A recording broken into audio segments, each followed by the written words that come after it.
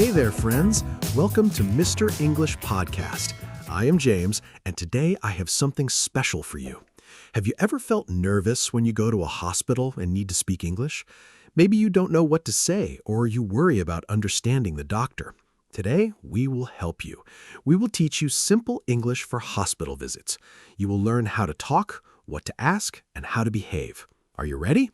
This is the podcast for you. Hi, everyone. I'm Emma, and I am very happy to be here with James today. Many English learners feel scared about hospitals, but you know what? It is not so difficult.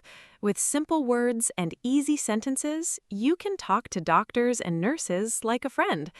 Today, we will practice together, and by the end, you will feel much more confident. Yes, and please subscribe to Mr. English Podcast. If you like this lesson, share it with your friends. Tell your family about us. We make new English lessons every week. You don't want to miss them. That's right. Now, let's start our story. I have a funny story about my first hospital visit in America. I did not know English very well, and I made many mistakes. Oh, I want to hear this story. Tell us, Emma. Okay, so I was at home. I felt very bad. My head was very hot. My stomach hurt. I did not feel good at all. So my mother said to me, "Emma, we must go to the hospital now." Oh no, you were very sick.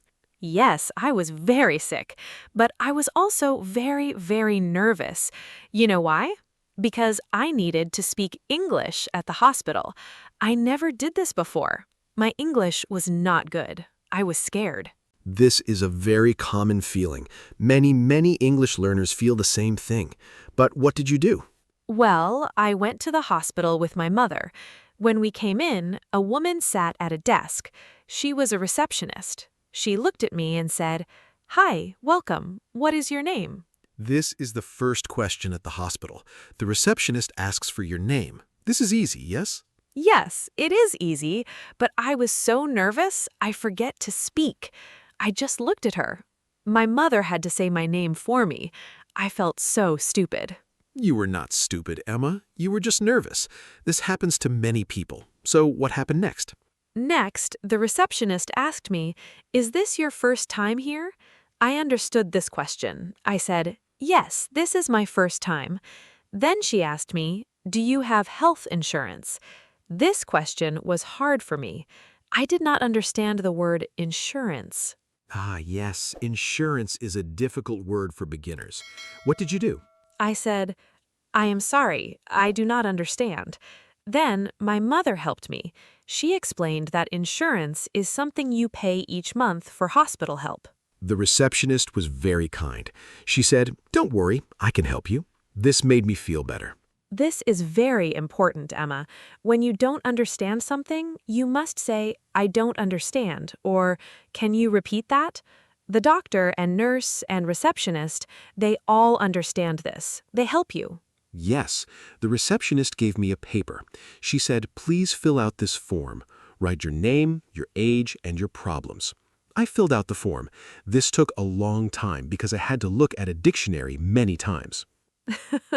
So many English learners do this. The form is difficult because there are many new words. What happened after this? I sat down and waited. I waited for 10 minutes. Then a nurse called my name. She said, "Emma, come with me, please." I followed her to a small room. What did the nurse do? The nurse asked me many questions. How do you feel? Where does it hurt? What did you eat today? Do you have any medicine allergies? So many questions. My head was hurting, but I tried to answer all of them in English. This must be hard when you feel bad and you need to speak English, too. It was hard, but you know what? The nurse was very patient. She spoke slowly. When I did not understand, she said the sentence again, but with easier words. For example, she said, "Where is the pain?" And I did not understand pain, so she said, "Where do you hurt?" And then I understood. This is a wonderful example, Emma. In hospitals, the people understand that you may not speak perfect English. They help you. They are kind. Yes, they are very kind. After this, the doctor came. He asked me many more questions. He asked, "When did this start? How many days? Do you feel hot? Do you feel cold? Did you take any medicine? I answered as best as I could. My mother sat with me, and this helped me feel less nervous. Your mother was very helpful, yes? Very helpful. Then the doctor checked me. He looked at my eyes, he looked at my ears, he checked my stomach, he took my temperature, he checked my blood pressure.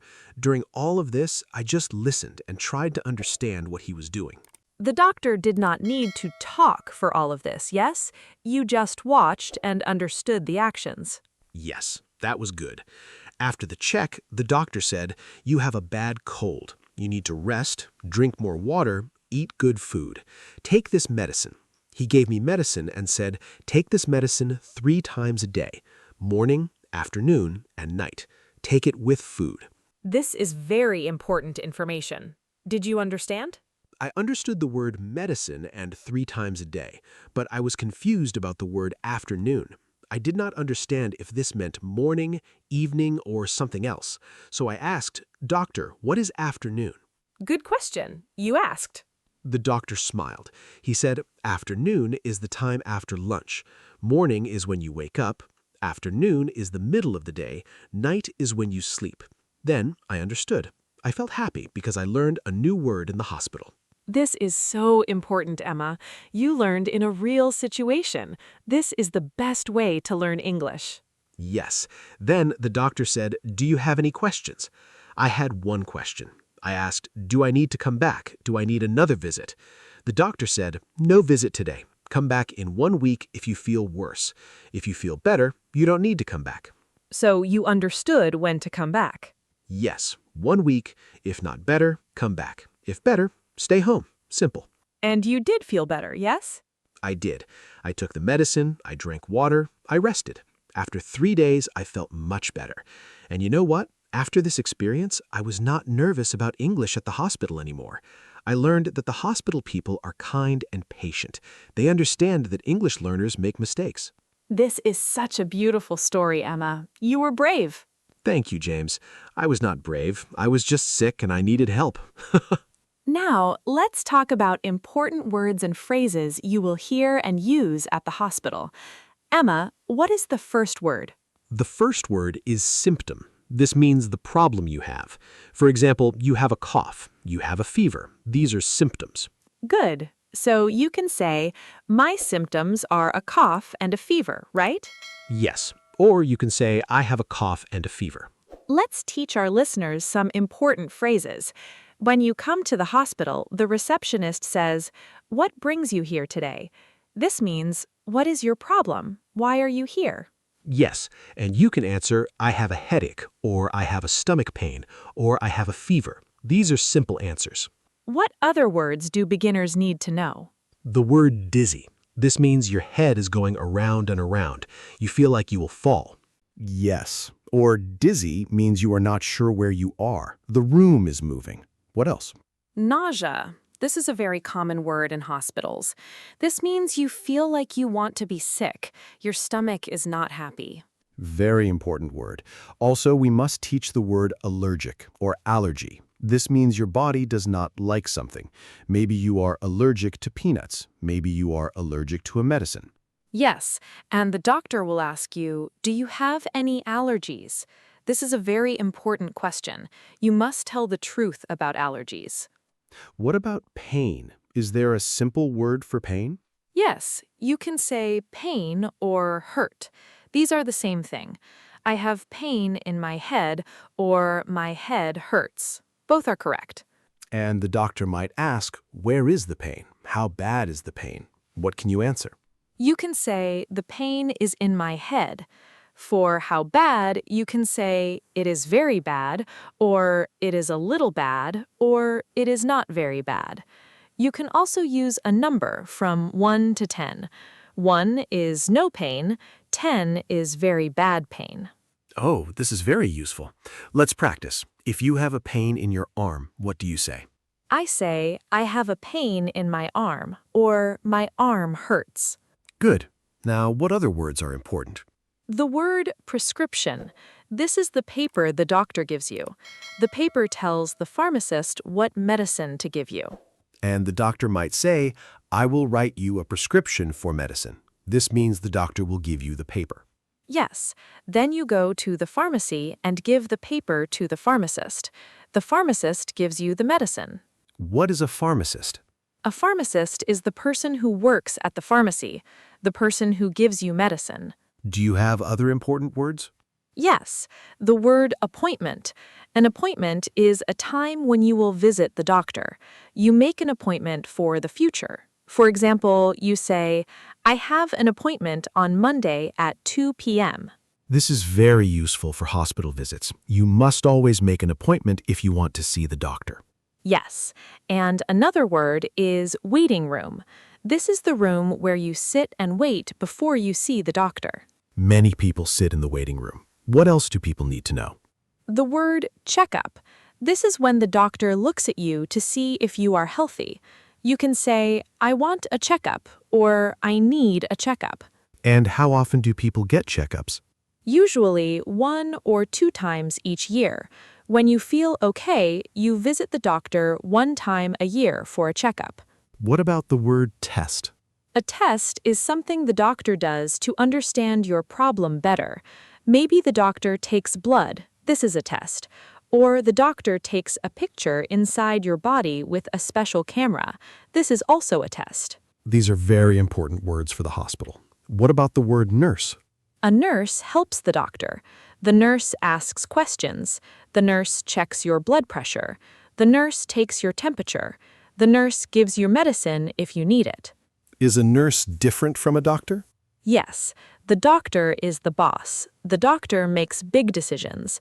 The nurse helps the doctor. Both are important.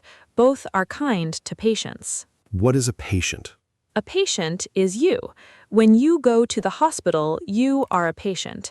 The patient is the person who is sick or hurt. Good. Now let's talk about simple phrases you can use. If you are in pain and you need help, what do you say? You say, excuse me, I need help. Or, can someone help me? Or, I need a doctor, please. And what if you don't understand something the doctor says? You say, I'm sorry, I don't understand. Or, can you say that again? Or, can you use easier words, please? These are very, very important phrases. Never feel bad about asking for help with words. Yes, and if the doctor talks too fast, you can say, please speak slower. I am learning English. The doctor will understand and will speak slower. They do this for many people. Now, Emma, let's teach our listeners the questions they will hear at the hospital. What is question number 1? Question number 1 is, what is your name? You answer with your name. For example, my name is Ahmed. Very simple, yes? What is question 2? Question 2 is, how old are you? Or, what is your age? You answer, I am 25 years old, or I am 25. Good. And question 3? Question 3 is, do you have any health problems? This is asking if you have any sickness now or in the past. You can say, yes, I have diabetes, or no, I don't have any health problems. What is diabetes? Diabetes is a sickness. Your body cannot use sugar in the right way. But this is not important for today. The point is, you tell the doctor if you have this problem or not. Right. What is the next question? The next question is, are you taking any medicine now? This means, do you take medicine every day? You can say, yes, I take medicine for my blood pressure, or no, I don't take any medicine. And blood pressure is important, yes? Yes, the nurse will check this. The nurse puts a thing around your arm and checks how strong your blood pushes. This is your blood pressure. What is the next question? The next question is, do you have any allergies? This is very, very important. If you are allergic to something, you must tell the doctor. You can say, yes, I am allergic to penicillin, or no, I don't have any allergies. Why is this question so important? Because the doctor might give you medicine that has the thing you are allergic to. If the doctor knows about your allergy, the doctor will give you different medicine. That makes sense. What is the next question? The next question is, when did this problem start? This means, how long have you had this pain or sickness? You can say, it started 3 days ago, or it started this morning, or it started 1 week ago. How do you answer this question if the problem started very long ago? You can say, it started 1 month ago, or it started 6 months ago, or it started when I was a child. Good. What is the next important question? The next important question is, did you eat or drink anything unusual? This means, did you eat something different or bad? You can say, yes, I ate old food, or no, I ate normal food. And the doctor asks this because... Because bad food can make you sick. The doctor wants to understand why you are sick. What is another question? Another question is, have you traveled recently? This means, did you go to another place, maybe another city or another country? You can say, yes, I traveled to India last month, or no, I didn't travel. Why does the doctor ask this? Because some sickness only happens in some places. If you traveled, you might have caught a sickness from that place. That is smart. What other questions will the doctor ask? Another question is, do you drink alcohol or do you smoke? These questions are asking about bad habits. You must answer yes or no. If you say yes, the doctor asks how much. For example, do you smoke? You can say, yes, I smoke 1 pack of cigarettes each day. Why does the doctor need to know this? Because alcohol and cigarettes are bad for your health. They make sickness worse. The doctor needs to know about this. Good information. What is another common question? Another common question is, does anyone in your family have this problem? This is asking about your family history. For example, the doctor asks, does anyone in your family have heart problems? You can say, yes, my father has heart problems, or no, nobody in my family has this problem. This is important information. Yes, because some sickness runs in families. If your father has a problem, maybe you might have it too. What is the next question? The next question is, have you seen a doctor about this before? This means, did you visit a doctor for this same problem in the past?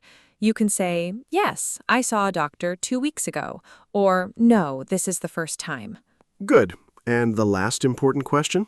The last one is, do you have any questions for me? This is when the doctor gives you a chance to ask. This is very important.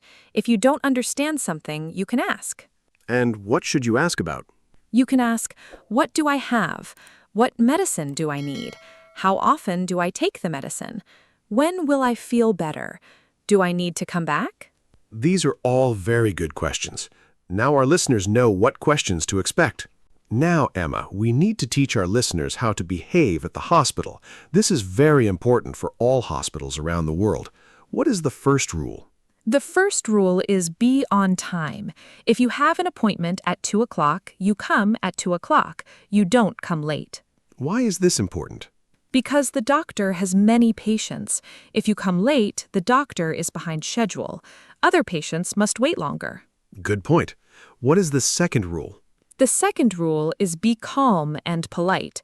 When you talk to the receptionist, nurse, or doctor, use kind words. Say please and thank you. Smile at them. Why is this important? Because the hospital people work very hard. They help many sick people. If you are kind and polite, they want to help you more. This makes sense. What is rule number 3? Don't make loud noise. The hospital is a place for sick people. Sick people need rest. Don't shout. Don't talk very loud. Don't use your phone loudly. What if you have a child with you? Keep your child calm too. If your child is loud, take your child to a quiet place. Don't let your child run around the hospital. This is important for everyone. What is rule number 4? Don't tell the truth. When the doctor asks you questions, always tell the truth. Don't hide information. Don't lie about your health. Why is this important? Because the doctor needs to understand your real problem. If you lie, the doctor cannot help you. The doctor might give you wrong medicine. Very important. What is rule number 5? Follow the rules of the hospital. Some hospitals say you cannot eat in the waiting room. Some hospitals say you must turn off your phone. Some hospitals have other rules. You must follow these rules. How do you know what the rules are? The receptionist tells you, the sign on the wall tells you. Just look and listen and ask if you don't understand. Good advice. What is rule number 6? Don't touch things without permission. The hospital has many things on the tables. Don't touch them. These things are for doctors and nurses only. What about sitting? Can you sit anywhere? You sit in the waiting room. You sit in the chair the doctor tells you. You don't walk around the hospital without a nurse. Good rules. What else? Don't come to the hospital with a bad attitude. You might feel scared or angry. This is okay, but you must control your feelings. Smile. Be positive. This helps the doctor help you. This is emotional intelligence, Emma. Very important. Yes, and another thing is dress nicely or at least wear clean clothes. When you go to the hospital, you don't wear very dirty clothes. You wear clean clothes. Why is this important? Because clean clothes show you respect the hospital and the doctor. Also, the doctor might need to check your body. You want to be clean. Makes sense. What is the last rule? The last rule is ask questions if you don't understand. Don't be shy. Don't feel bad. The doctor and nurse understand that English learners need help. They want to help you understand. This is so important. Many people stay silent and don't understand, but then they don't follow the doctor's advice correctly. Exactly. If the doctor says, take this medicine 2 times a day, and you don't understand, ask. Say, excuse me, what is 2 times a day? The doctor will explain. Perfect advice, Emma. Now we come to the most important part. Our listeners need to practice. Emma, what is the first practice method? The first method is role play. This is when you pretend to be a patient and nurse or doctor. Can our listeners do this alone? Yes, or with a friend. You can practice with anyone. You practice the conversation at the hospital. Let me be the receptionist and you be the patient. Ready? Yes, I am ready. Good morning. Welcome to Happy Hospital. What is your name? Hello, my name is Emma. I am here for the first time. Welcome, Emma. Is this your first visit to our hospital? Yes, it is my first time. Great. Do you have health insurance? Yes, I have insurance. Here is my card. Thank you. Please fill out this form with your name, age, and any health problems. Okay, can I sit and fill it out here? Yes, please sit in the waiting room. A nurse will call you soon. Now, let me be the patient and you be the nurse. Hello, Emma. I am Nurse Linda. How are you today? Hello, I don't feel very good. My head hurts very bad. I'm sorry. When did the headache start? It started this morning, about 4 hours ago. Do you have a fever? Let me check your temperature. I think I have a little fever. Maybe I'm hot. Okay, your temperature is 38 degrees. That is a fever. Do you feel dizzy? I feel a little dizzy. Sometimes the room moves a little. Do you have any allergies? No, I don't have allergies, but I am allergic to one medicine. I forget the name. Can you remember? It is important to know. I think it's something like penis something. I don't remember. Don't worry. I will write this down. We will ask the doctor. The doctor will know what to do. Now, you see how we practiced? Now our listeners can do the same thing. They can practice with their friend or family member. One person is the patient, one person is the doctor or nurse. And this helps you learn the real words you will use. Exactly. When you role play, you remember the words better. You practice speaking. You learn the real situation. Can people role play alone? Yes, you can be the patient and the doctor. You talk to yourself. This sounds funny, but it works. It does work. You can use your phone or a paper to write the conversation, or you can just speak. Either way, you practice. What is important about role play? The important thing is to use real words. Use the words we learned today. Use simple sentences. Speak slowly. Listen carefully. This is real practice. And you can do this many times.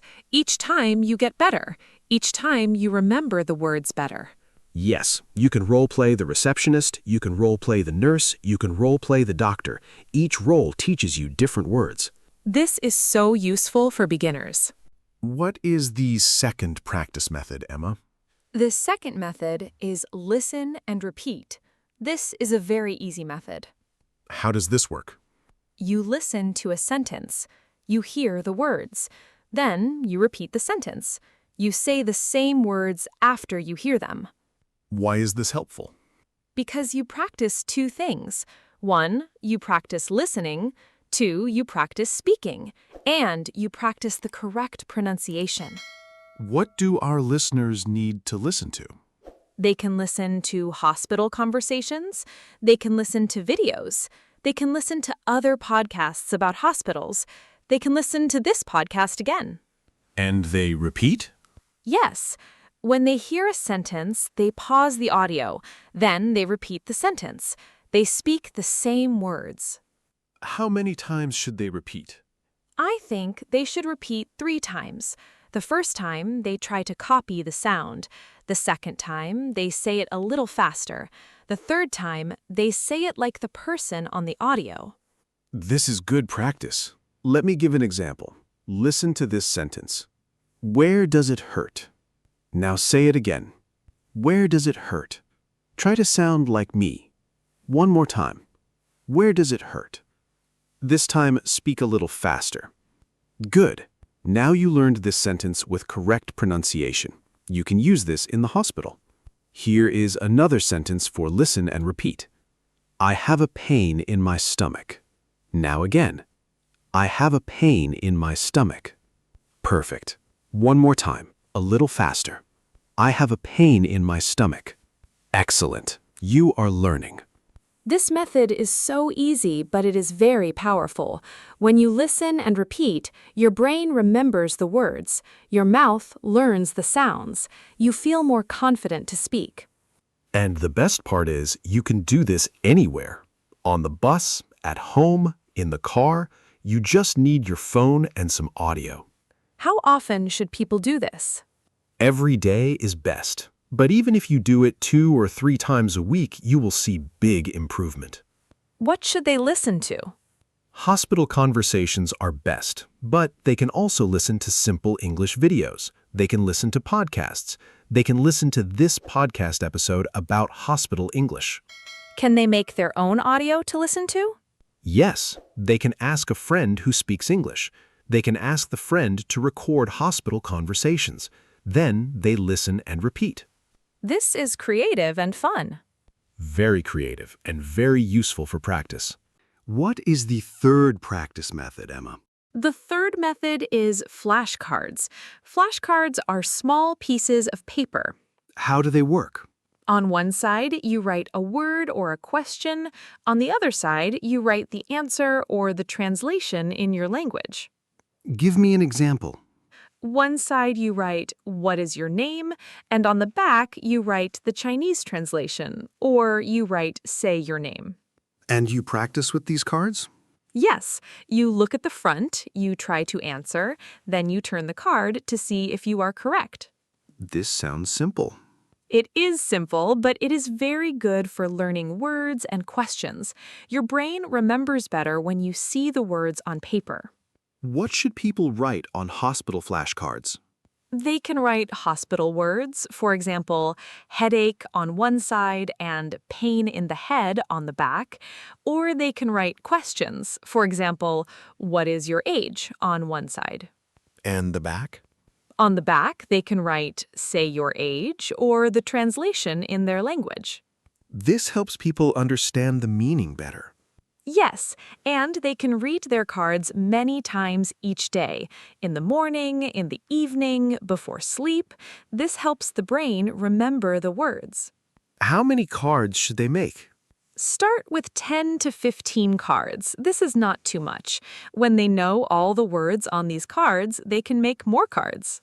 This is smart. You don't make too many cards and feel scared. Right. Small steps are better than big steps. Can they make digital flashcards? Yes, there are apps for this. Anki is one app, Quizlet is another. You can make digital flashcards on your phone. Is digital flashcards better than paper? Both are good. Paper is cheaper. Paper you can touch and write. Digital is easier because you have it on your phone. How long should they study flashcards each day? Maybe 5 to 10 minutes. This is not too long, but this is enough to help your brain. When is the best time to study flashcards? Anytime you have free time, when you wait for the bus, when you wait in a restaurant, when you wait at home, any time is good time.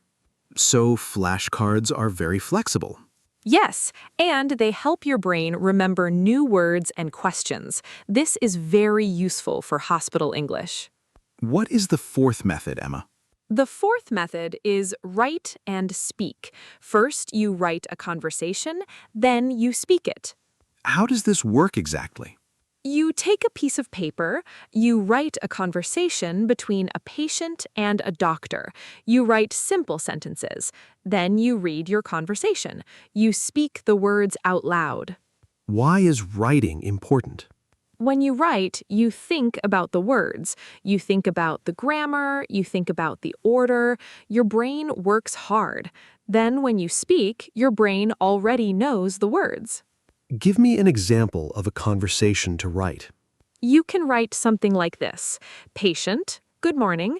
Doctor, good morning. What is your problem?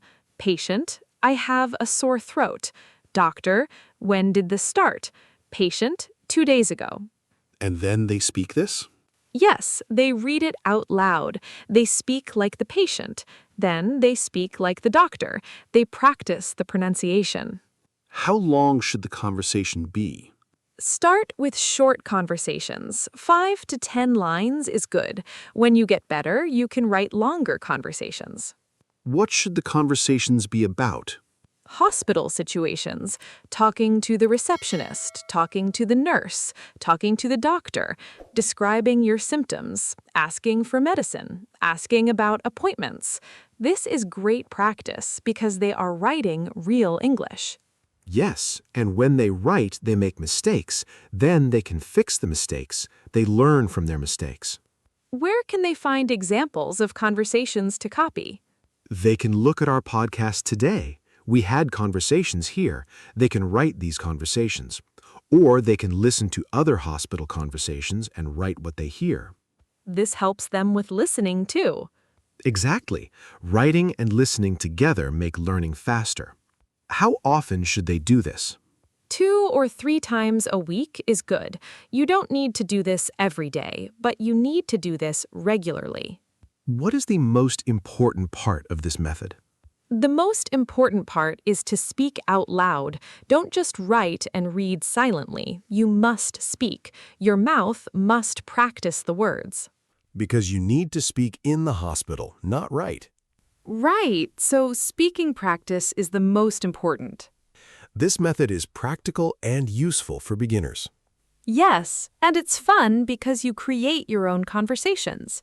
You can make conversations about your own health problems. We have one more practice method. What is method number 5? The 5th method is watch and learn. You watch videos or movies about hospitals. What should they watch? They can watch hospital videos on YouTube. They can watch movies with hospital scenes. They can watch medical dramas. They can watch real hospital documentaries. Why is this helpful? Because you see the hospital. You see how people act at the hospital. You hear real conversations. You understand not just words, but body language and actions. Is it important to use subtitles? Yes. At first, use subtitles in English. This helps you understand the words you hear. The subtitles and the audio together help your brain. Should they watch with subtitles in their language? No, I don't think so. English subtitles are better because you learn both listening and reading. How long should they watch each time? Start with short videos, 5 to 10 minutes. A long movie might be too much at first. Short videos are better for beginners. What should they do while watching? Pay attention. Listen carefully. Watch the faces. Watch the actions. Try to understand without reading the subtitles first. Then read the subtitles if you need help. Should they watch the same video many times? Yes, watch the same video 2 or 3 times. The first time it is difficult. The second time you understand more. The third time you understand almost everything. This is smart because your brain knows what to expect. Right, your brain prepares for the words, so when you hear the same words again, you understand more easily. Where can they find hospital videos? YouTube is good. Search Hospital English or Hospital Conversation. There are many videos. TED-Ed has educational videos. There are medical websites with videos. There are also beginner English channels on YouTube with hospital lessons. Should they take notes while watching? If they want to, but I think listening is more important than writing notes. Just listen and understand. You don't need to write everything. This is different from the write and speak method. Yes, this method is more passive. You watch and listen. The write and speak method is more active. You write and speak. Both methods are good. You need both. How often should they do this? 2 to 3 times a week is good. Maybe 1 hour total in 1 week. You can watch 1 video a day. This method requires internet and a device. Yes, but most people have a phone with internet now, so this is easy for most people. What is the main benefit of this method? The main benefit is that you learn real English from real situations. You see the hospital in real life. You hear real English from different people with different voices. This is very, very valuable. I agree completely. This method is excellent for beginners. Emma, we taught 5 practice methods. Should our listeners use all of them? I think they should use all of them, but not all at the same time. They should choose 2 or 3 methods and do them together. Can you give an example? Sure. One example is combine watch and learn and listen and repeat. They watch a hospital video. When they hear a sentence they like, they pause. Then they repeat the sentence. They practice listening and speaking together. This is smart.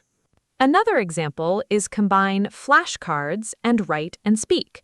They make flashcards with questions. Then they use these questions to write a conversation. Then they speak the conversation. This covers all skills, yes? Listening, writing, reading, speaking? Yes, all 4 skills together.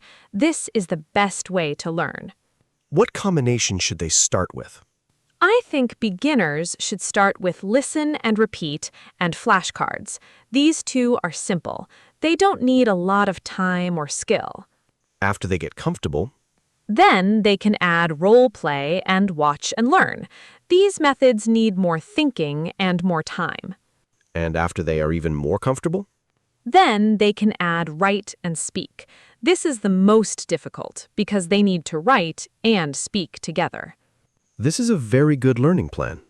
Yes, start simple, get comfortable, then get more difficult. This is the right way to learn. How many hours per week should they practice? At least 2 to 3 hours per week. This is not very much, but if they do this regularly, they will see big improvement in 3 months. 3 months is a good time to see improvement. Yes, if they practice regularly for 3 months, they will feel much more confident. They will understand hospital English better. They will know what to say and what to ask. This is very encouraging. Yes, and remember, improvement is not fast. It is slow and steady. But if you practice, you will improve. Now, Emma, let's give some final tips and tricks. What is tip number 1? Tip number 1 is bring a translator or a friend who speaks English. This is very helpful if you are very nervous or very sick. Is it okay to bring someone? Yes, the hospital allows this. The doctor or nurse is happy if your friend or family can help you understand. What if they don't have a friend who speaks English? Many hospitals have translator services. You can ask the receptionist, "Do you have a translator?" Many hospitals say yes, they have a person who speaks your language. This is helpful to know.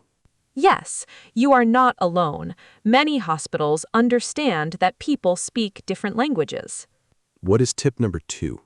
Tip number 2 is write down your questions before you go to the hospital. Make a list of questions. Bring paper.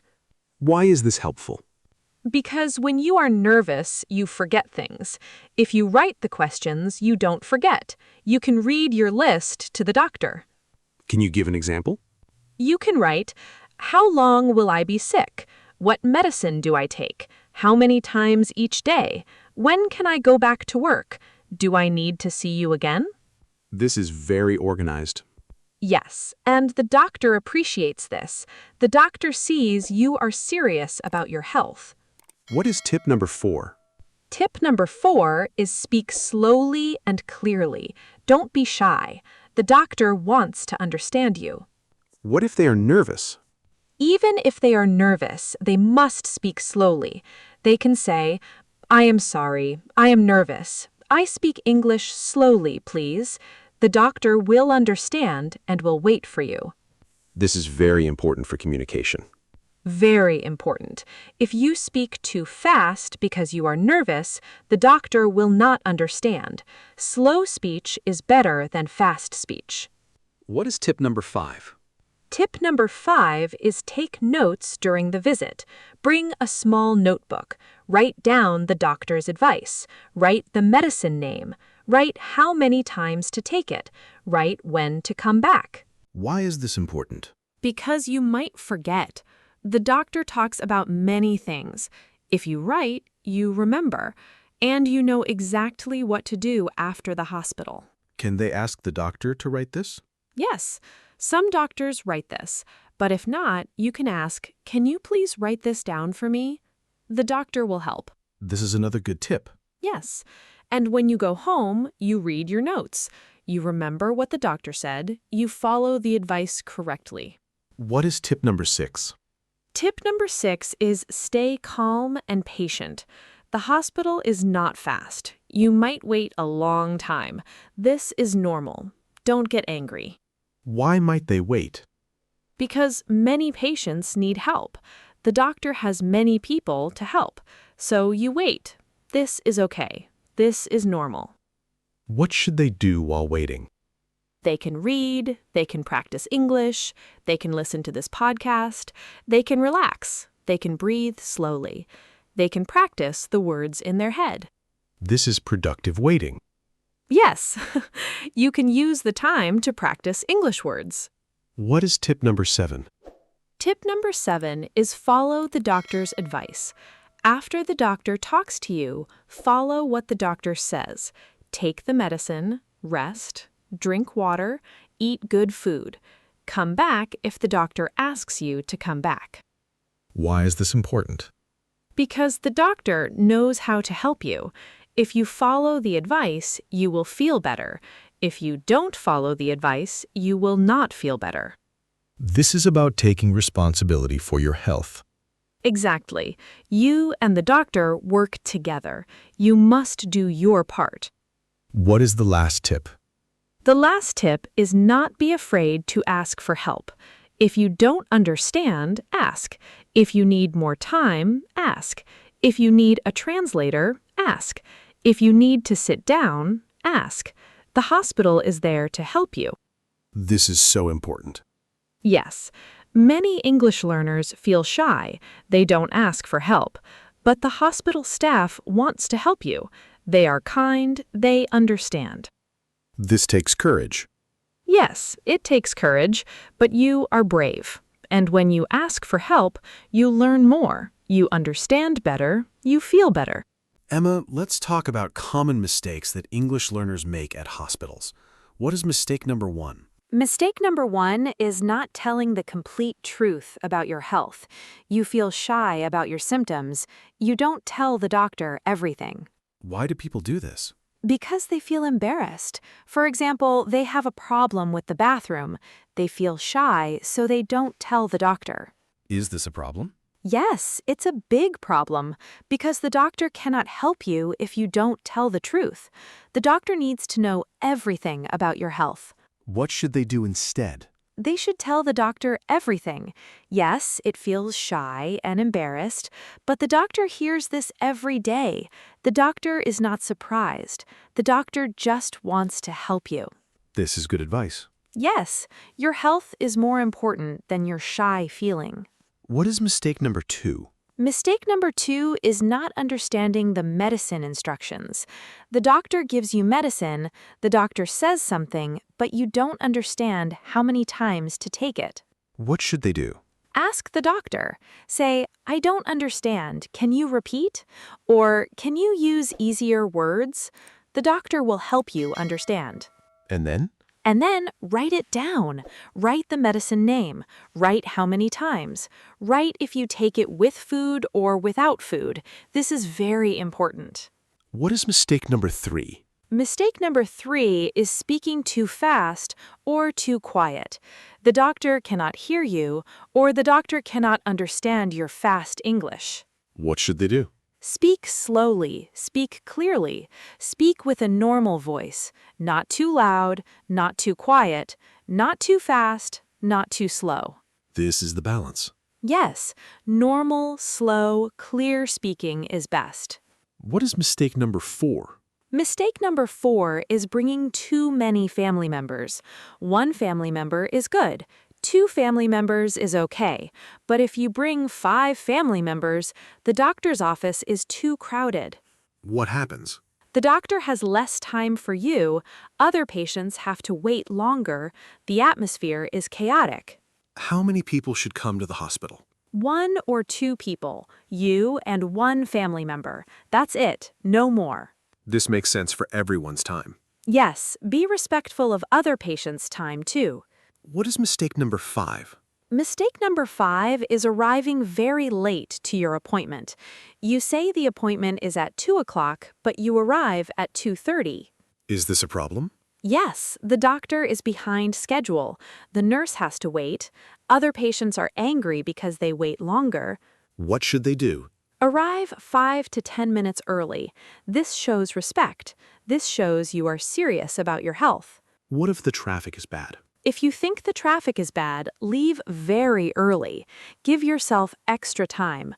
Better to arrive early and wait a little than arrive late and make the doctor wait. This is good etiquette. Yes, and the doctor might see you earlier if you arrive early. You save time. What is mistake number 6? Mistake number 6 is using your phone loudly at the hospital. You talk on the phone, you play music, you watch videos loudly. Why is this a problem? Because sick people need quiet. The noise makes people feel worse. The hospital is a place for healing, not noise. What should they do? Turn off your phone or put it on silent. If you need to talk, go outside or to a very quiet place. Don't talk loudly. This is about respecting other patients. Exactly. Think about other people's comfort too. What is the last common mistake? The last mistake is not following the doctor's advice after the hospital. The doctor says take medicine 2 times a day, but you forget, or you take it 1 time, or you stop taking it because you feel better. Why do people do this? Because they forget, or because they don't understand the importance, or because they feel better and think they don't need medicine anymore. Is this dangerous? Yes, very dangerous. If you don't follow the advice, the sickness comes back. Maybe it gets worse. What should they do? Follow the advice exactly. Set an alarm on your phone for medicine time. Tell your family to remind you. Write the medicine times on paper. Do everything the doctor says.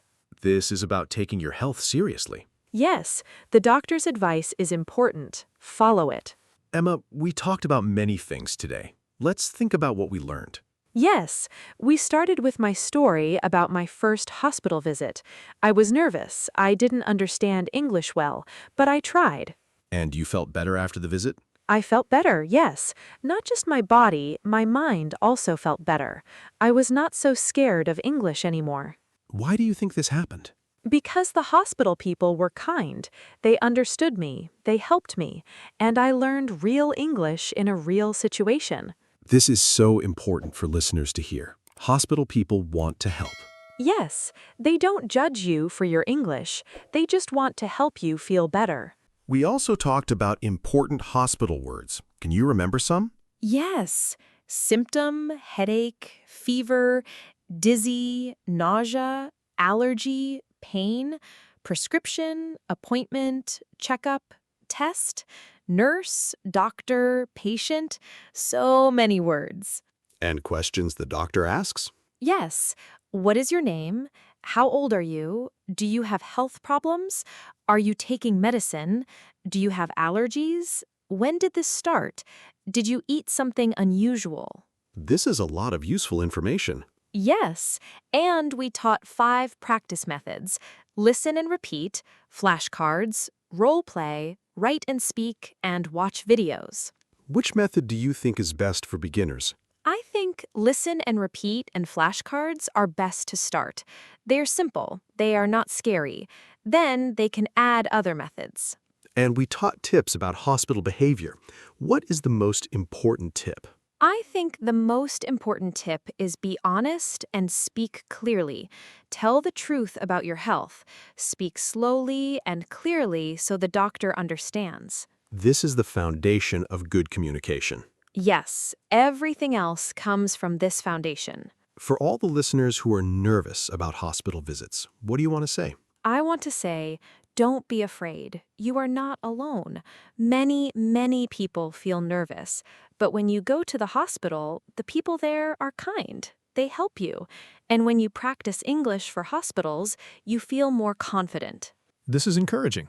Yes, and remember, practice makes perfect. You don't need to be perfect English speaker at the hospital. You just need to communicate your problem. You just need to understand the doctor's advice. You can do this. I believe our listeners can do this too. They can. They are brave for learning English. They are brave for listening to this podcast. They are brave for preparing to visit hospitals. What if they have questions after listening to this podcast? They can comment below. They can tell us their questions. They can tell us their hospital stories. They can share their experience. Yes, we want to hear from you, listeners. Tell us, did you understand this podcast? What was most useful? Do you have a hospital story? We want to know. Before we finish, Emma, I want to teach some special tips for specific situations. What if someone goes to the hospital for an accident, like they fall and hurt their body? This is a medical emergency. You must call the ambulance immediately.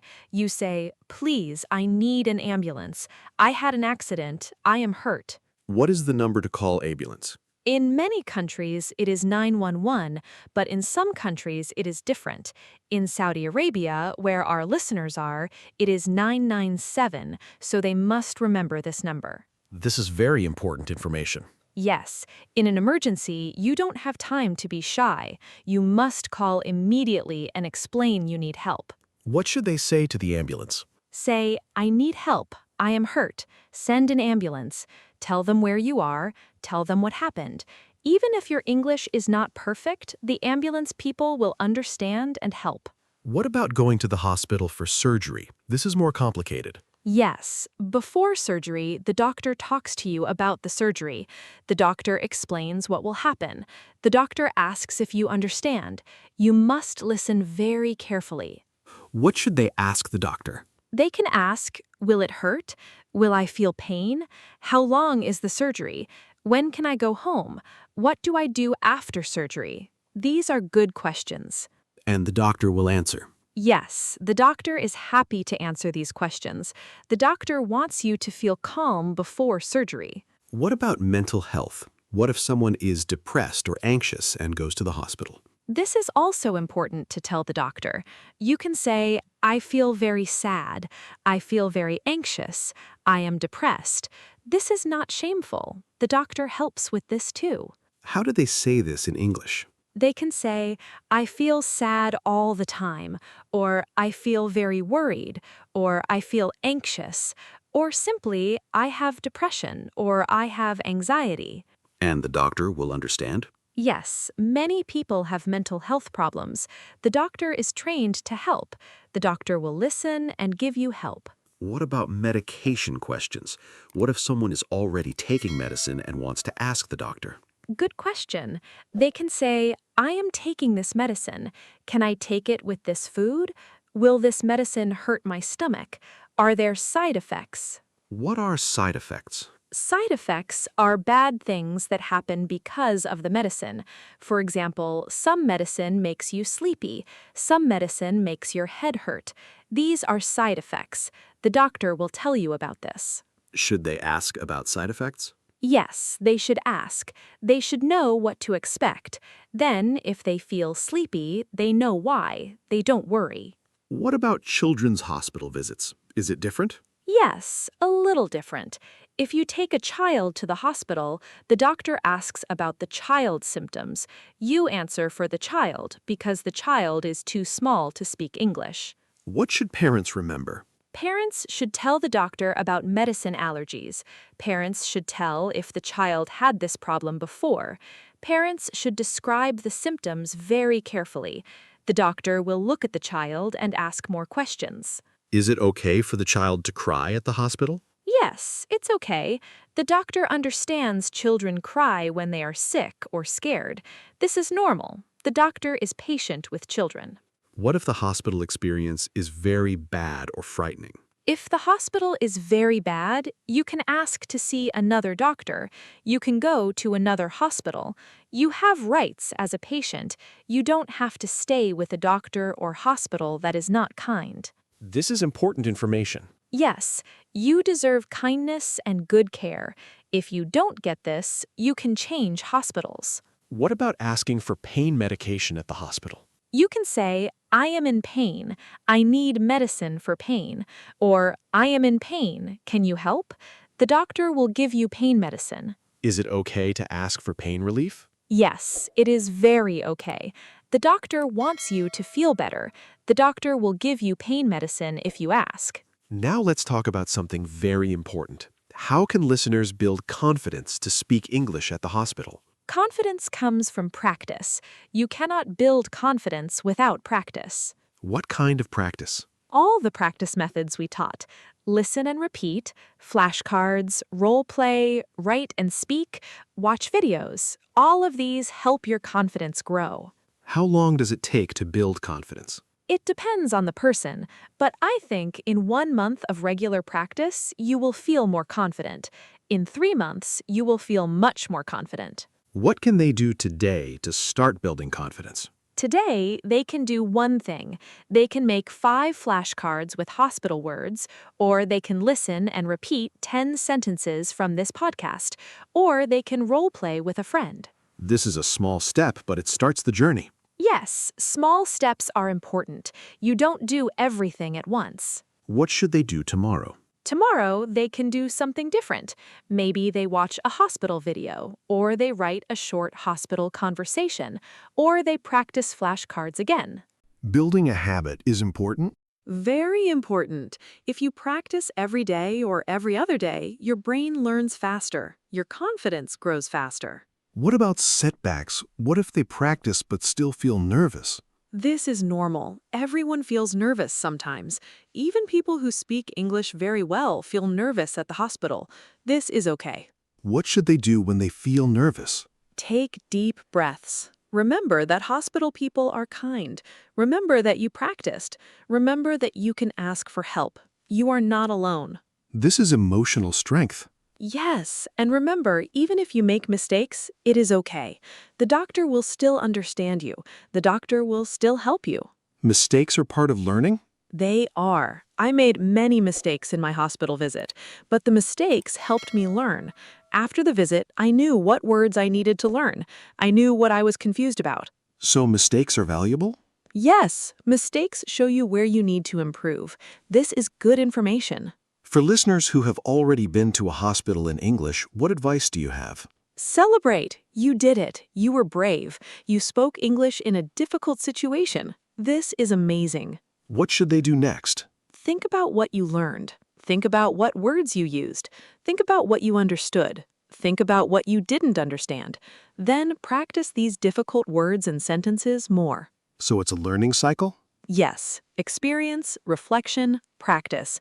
This cycle helps you improve. What is your biggest tip for building confidence? My biggest tip is to remember that hospital people are human. They are kind. They understand your nervousness. They understand your English is not perfect, but they see your effort. They see your courage. They respect you. This is beautiful, Emma. Yes, when you remember that the hospital people are kind and want to help you, your confidence grows, your fear goes down, your ability to communicate goes up. I think all our listeners feel more confident now. I hope so. You can do this. You are stronger than you think. Emma, we have learned so much today. Let me give a quick summary. First, we heard your hospital story. You were nervous, but you went to the hospital and communicated in English. You learned and improved. Yes, and I want listeners to know this can be their story too. Second, we learned hospital words and phrases. We learned about symptoms, medicine, doctors, nurses, and many other important words. And we learned questions the doctor asks. We learned how to answer these questions. Third, we learned how to behave at the hospital.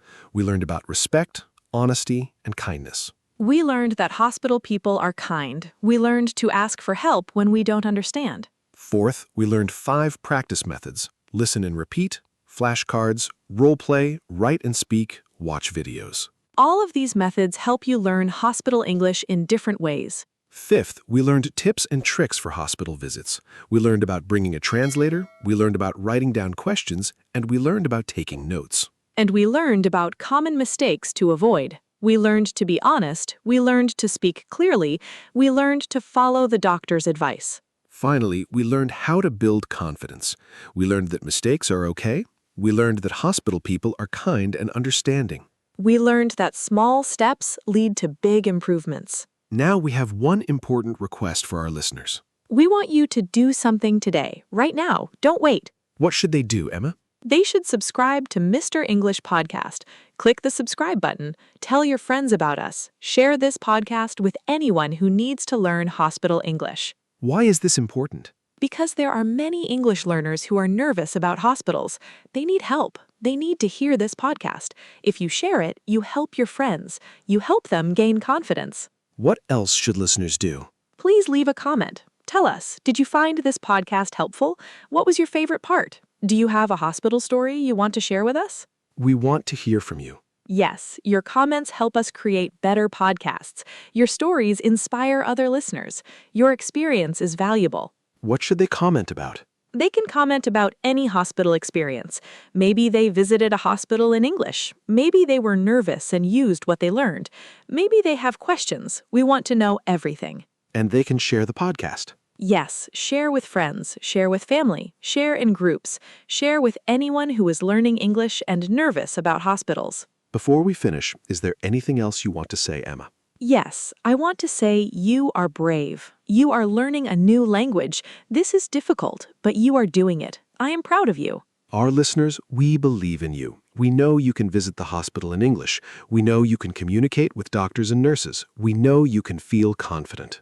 The first time is the hardest, but after the first time, it becomes easier, much easier. And remember, we are here for you. This podcast is here for you. You are not alone in this journey. Not at all. Thousands of English learners are learning with podcasts like this. You are part of a big community. A community that supports each other. Yes, a community of brave people who want to learn English. Emma, thank you so much for being here today. Thank you for sharing your story. Thank you for helping our listeners. Thank you for having me, James. I am happy to be here. I love helping English learners feel more confident. To all our listeners, this is James and Emma from Mr. English Podcast. We made this podcast for you. We want you to succeed in learning English. Hospital English is just the beginning. After you learn hospital English, you can learn business English. You can learn casual English. You can learn anything you want. The world opens when you speak English, and we are here to help you open that world. So subscribe to Mr. English Podcast. Leave a comment, share with friends, and keep practicing. Even if you were nervous, keep going. Keep practicing. You're stronger than you think. We will see you in the next episode. Goodbye, friends. Goodbye, and remember, you can do this.